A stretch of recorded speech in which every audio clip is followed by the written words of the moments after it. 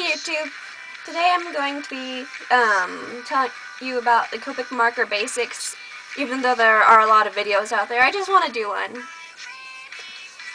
The first thing about Copics, let me pull one out to show you, is that they are markers that are alcohol based rather than water based like most markers. This means that they can blend a lot better. Another thing about Copics is that they come in different styles. There's Copic Original,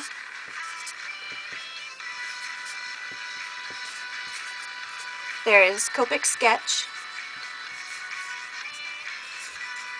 Copic Chow, which I really hope I spelt right, and there's Copic Wide.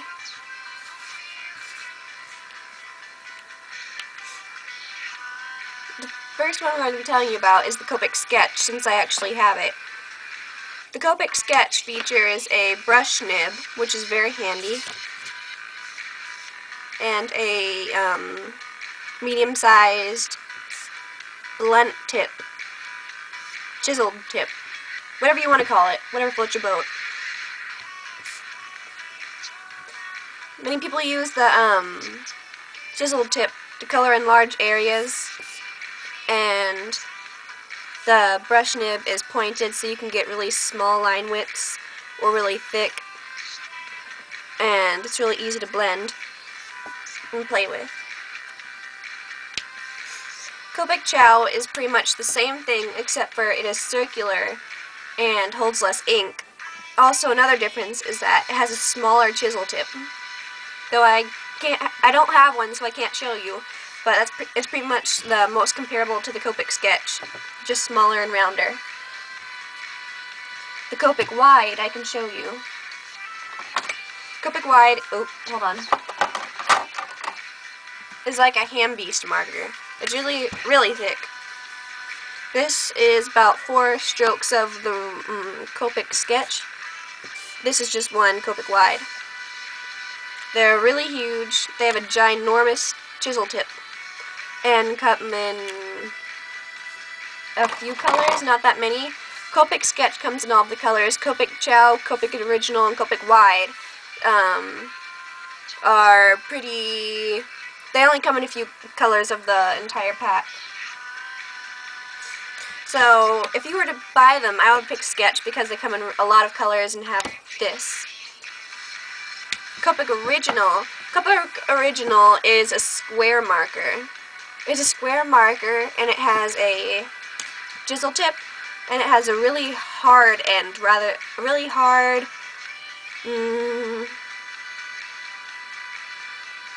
more pen-like nib. I don't know how to explain it. It's kind of like the Copic Spica end.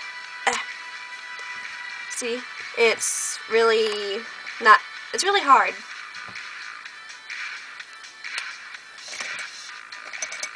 Another thing about Copics is that they are labeled. I really like how they are labeled. Like, look at this marker, R59.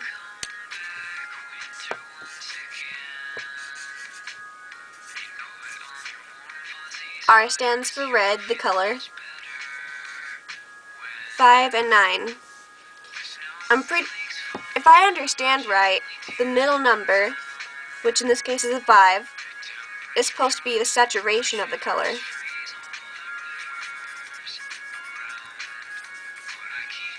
And 9 is supposed to be the shade of the color. In this case, it's a really dark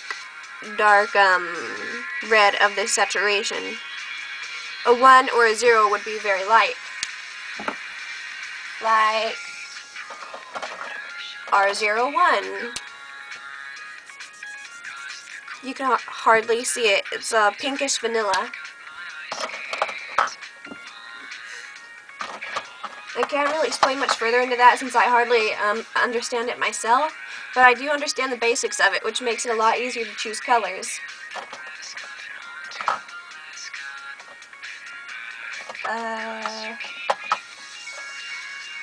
Copic. Another thing that we should talk about is Copic refills. When a Copic runs out of its ink, you can tell because the nib starts turning a bit more white. I'm trying to find an example, but I don't think I have one because I just refilled all my markers.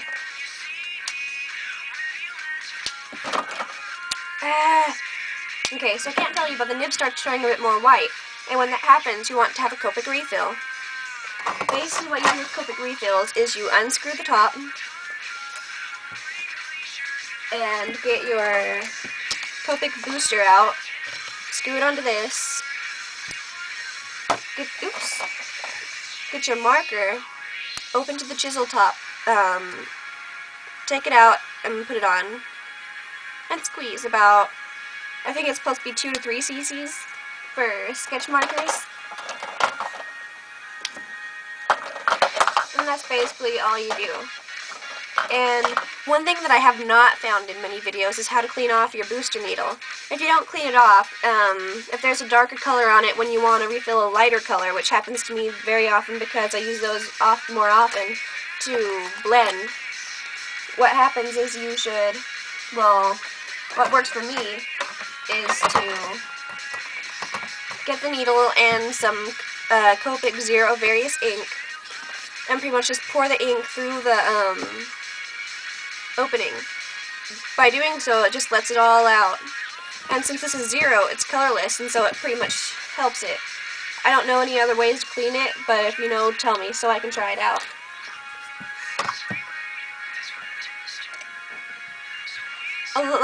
Something that a lot of people don't know that I've noticed is that whenever you color with Copics, your line art should not be in just a regular pen. It should be in the It doesn't have to be in the Copic pens, but it should be in something similar to the Copic pens. I know that a lot of people use Copic pens. I like them a lot too.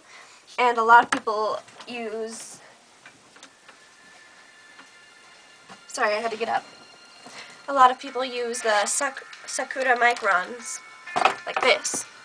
I've tried both of them out. I find that Sakura Microns bleed a lot more than the regular Copic made pens do. They're also more expensive. A pack of 5 costs about $18 to $20 where I live, and these are just $2 per pen. So if you think about that, 5 pens for $20 or 5 of these pens for $10, and they are better. Well, they work better for me. I just find it strange. I like it. You can also buy the Copic Spica pens. They are glittery and kind of see-through, not opaque almost. And also, Copic pens come in many different colors. I don't have very many, but I have the black, the brown, and the wine-colored one. The Copic pens also come in brush tips.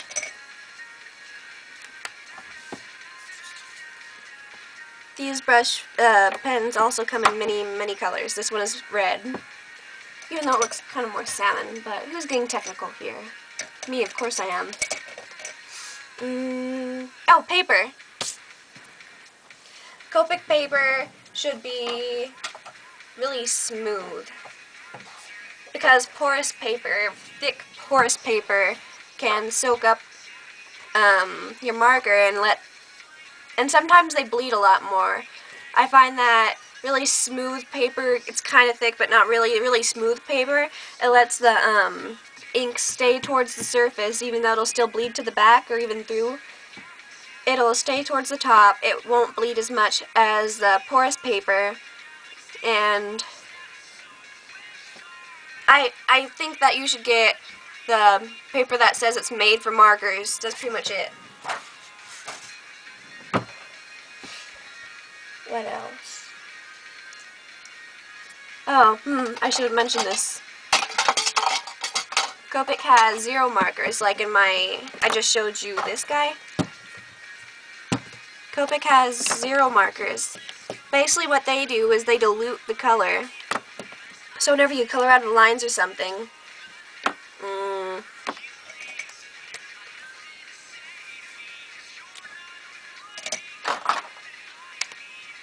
oopsie, it's out of the lines.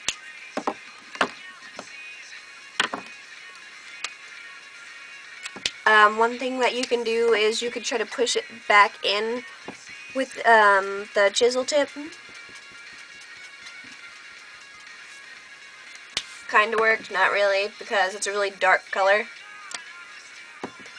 Or one thing that I do is I just color over the part until it is really see-through, and I can just color over it, like put a flower there or something. But it does dilute the color very, very much. It's kind of like your magic eraser that you need. Even though it's not very good at erasing, it it dilutes the color. It's called the Copic Colorless Blender. I wouldn't really recommend it for blending unless you want to make your color lighter. Whenever a color is too dark for me, I always go over it to make it a lighter shade. Beware, though. If there's an undertone to your color, it will show up more once you do that. Like you see, this one's a bit more blue than those. It'll do that, which does a really nice effect sometimes.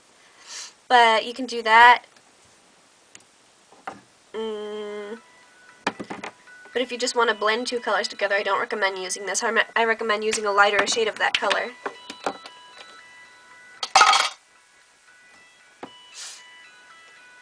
Huh. I don't really know what else to say for Copic Basics. Well, I guess that's the end of the video. Thank you. Bye-bye.